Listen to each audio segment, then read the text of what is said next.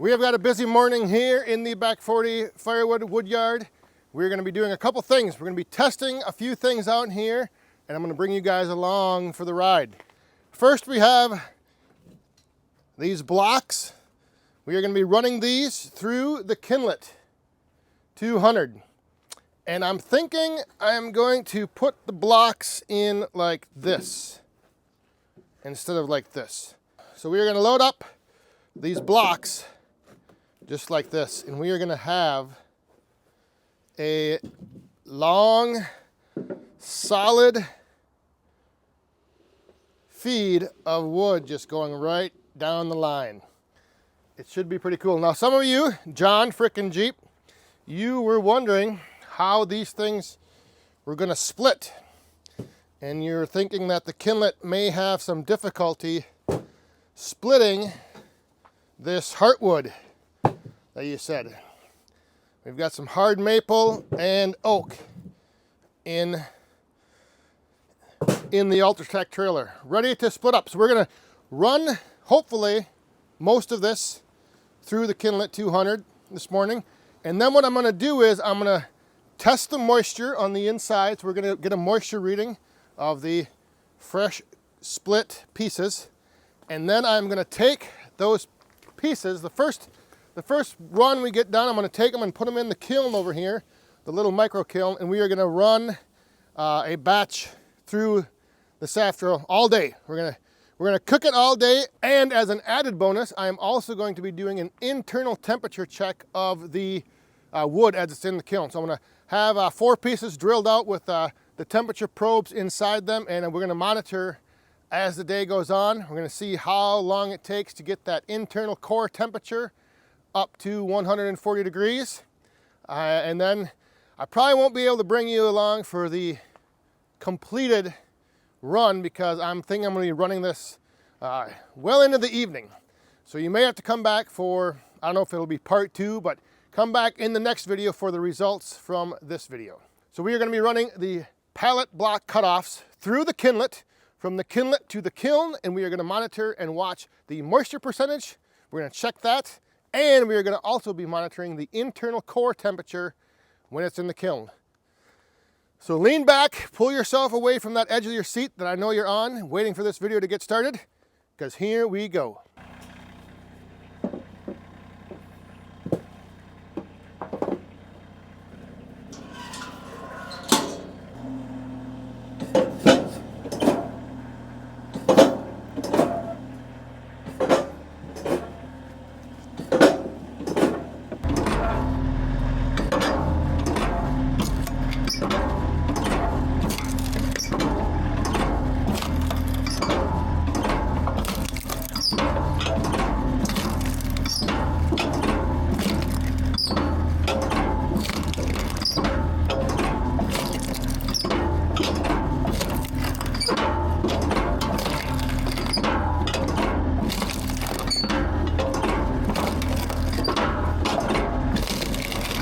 The pallet cutoff blocks seem to be going through the X-knife just fine. We have got some good looking splits coming out the other end. So let's get a quick moisture reading on this.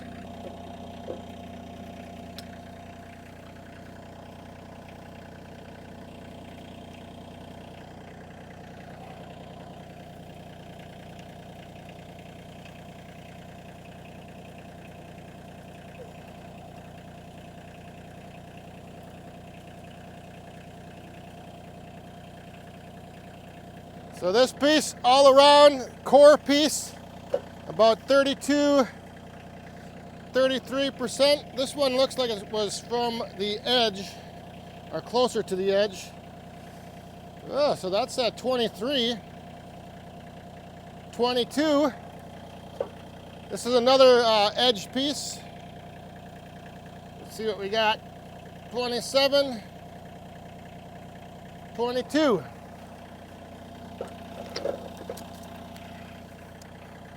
One more from the core. One more from the core. Oh, that's only 22. 23. maybe this stuff isn't as wet as I thought. It just looks really damp, really dark. So that is not too bad for moisture readings. I was thinking it'd be a lot more. Like I said, these pieces just look really damp and wet. So let's get the kiln basket filled up, and then we'll fire up the kiln and we'll get these things drying. We'll get these things cooking.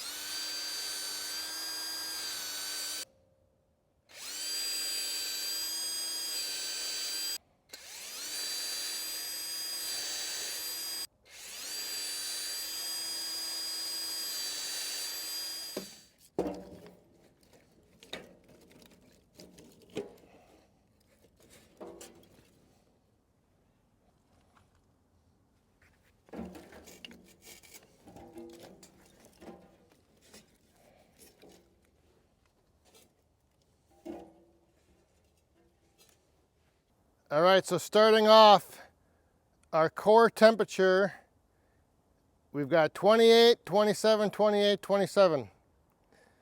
So below freezing on the core of the wood. 2 at 28, 2 at 27. There is our starting core temperature for this run.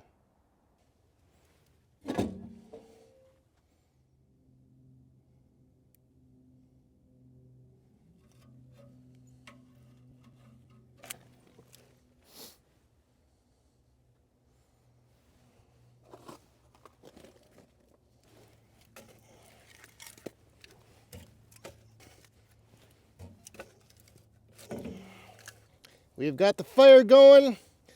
We're cooking away. We'll let that get burning a little bit. We've come up inside the kiln to a little over 100, but our temperature probes have actually cooled off a little bit.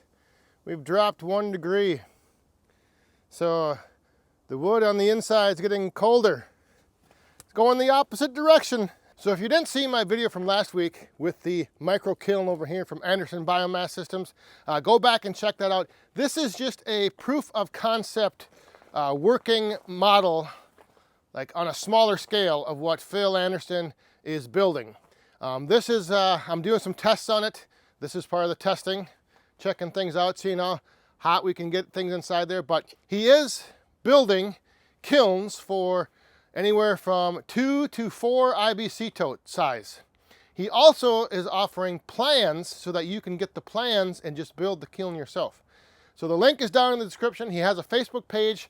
Go follow that page because he posts all kinds of updates there. If you have any questions, that's the best place to get a hold of him. And now while we wait for the temps to rise over in the kiln, it's back to production.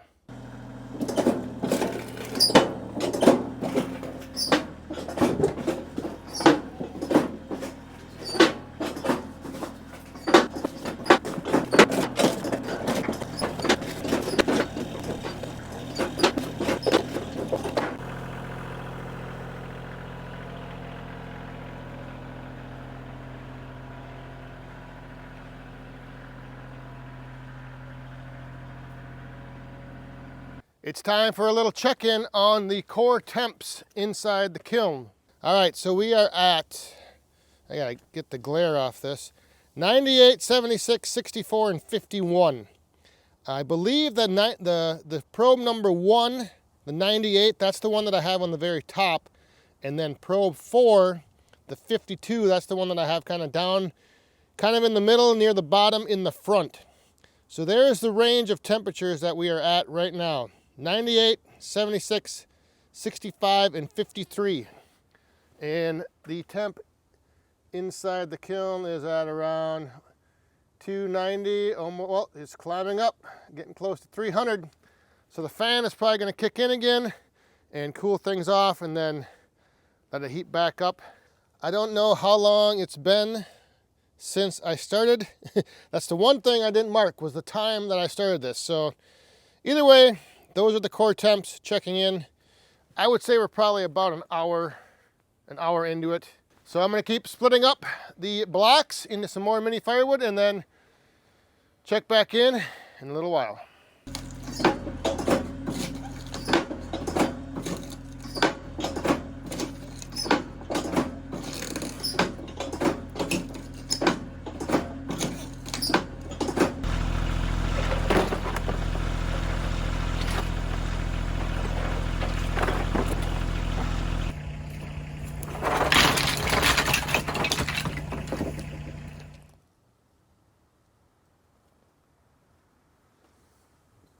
All of the pallet block cutoffs have run through the Kindlet.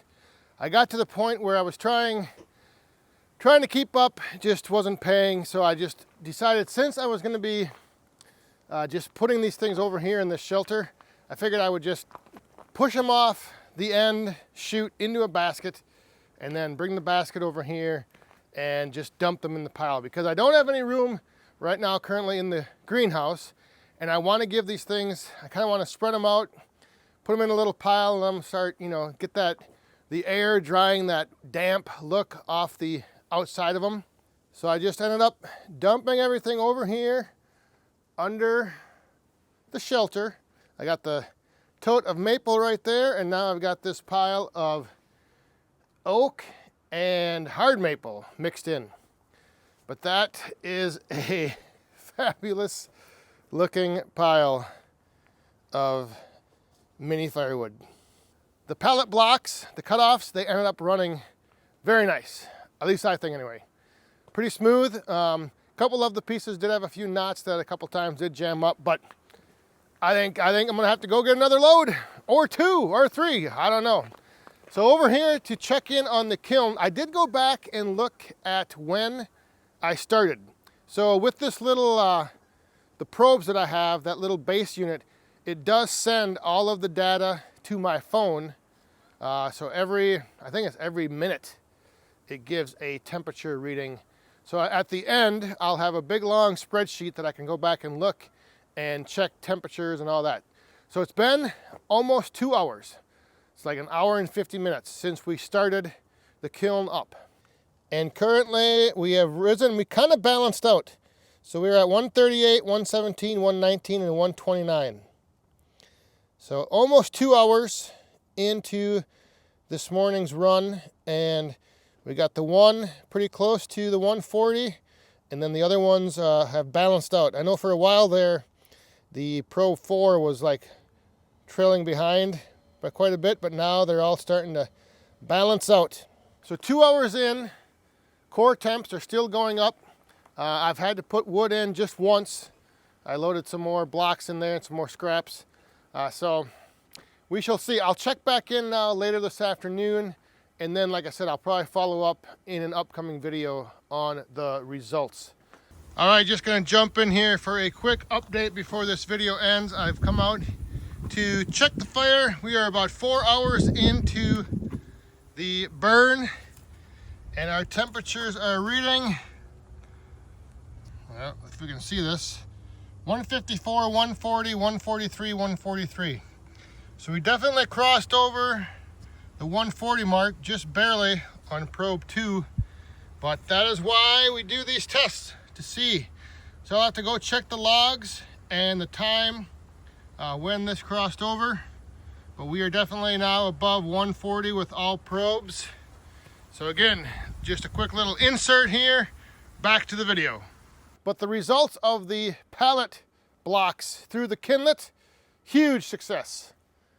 Yeah, it was, like I said, I just got to the point where I'm like, all right, I'm gonna be picking these up anyway once they're dry from that pile. I don't need to worry so much about the scraps getting mixed in. And to be honest, there wasn't really that much scrap and like shavings and things to separate out anyway, compared to like if I'm running just rounds with bark on it. I mean, these things were all barkless, so there wasn't really a lot to clean out. It was running pretty clean, so I figured, all right, just push them off into the basket, take it over there, dump it on the pile, and then come back and just keep on running. All right, so I think that's gonna do it. I will bring the moisture readings and the core temp readings, an update on that in an upcoming video. But now I'm gonna go grab some lunch. So thanks for watching. We'll see you next time. Stay safe, have fun, and be cool.